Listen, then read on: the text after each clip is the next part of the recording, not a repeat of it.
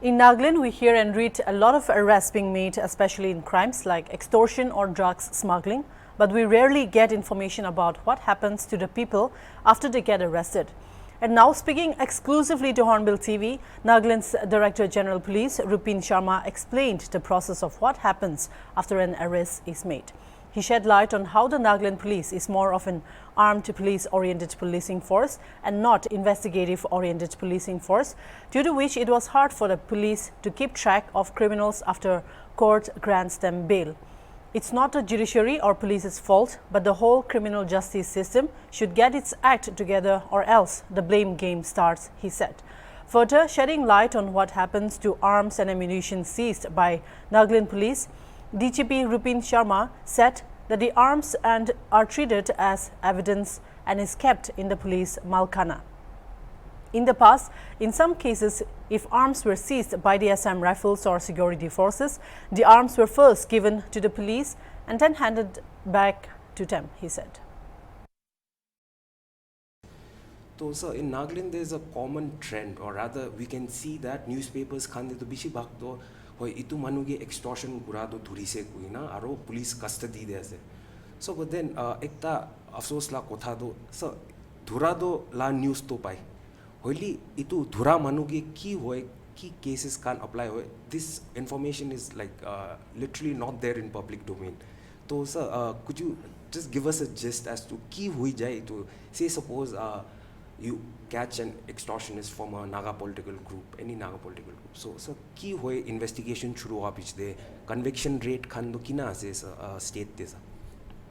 See, let's not go into the conviction rate. I'll just explain the process which takes place. Okay. Yes. So if we get an information about extortion or a crime, I will just say crime. Okay, sir. Okay. Because crime will call extortion by anyone, okay, or even drugs or anything else. If we receive an complaint about any crime taking place, the police officers visit the spot, and if it is a cognizable offences are offences where police can take investigation on their own, okay, and arrest without warrants. Okay. So if there is a cognizable case, the police takes up the investigation. After the investigation, if the police thinks that the person needs to be arrested because either he will tamper with evidence or he will create more problems, yes, then the police arrests that person. So after arresting that person, normally the police is entitled upper limit to keep a person in custody for interrogation, but we have to take permission from the court. Yes. Okay. So that court will give either 1 day, 2 days, up to 14 days. In some cases, in some offences, it is up to 28 days also.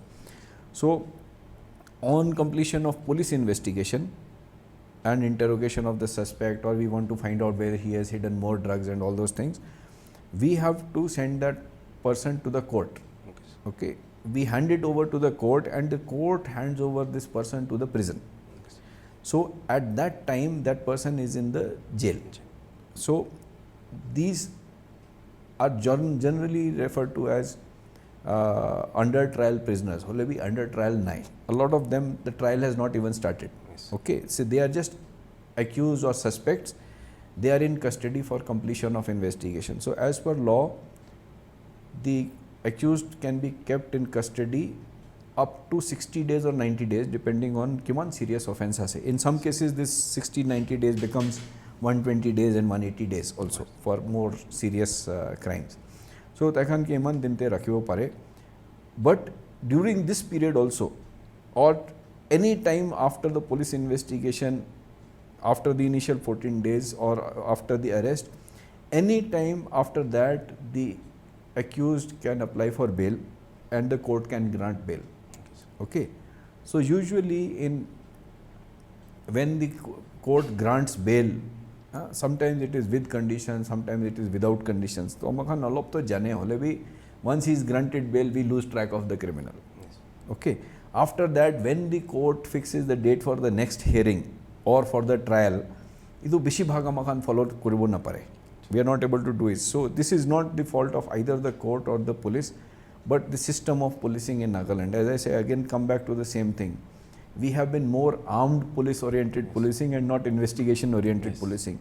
So we have never been focusing on bail hoise na hua nai bail tai apply koreshe. If the accused has applied for bail, do we think he should be granted bail or not? Should we oppose the bail or not? If we oppose the bail, tade ki condition lagabo na, whether he should come to the court every day or to the police station, itu amakhan koribo na pare.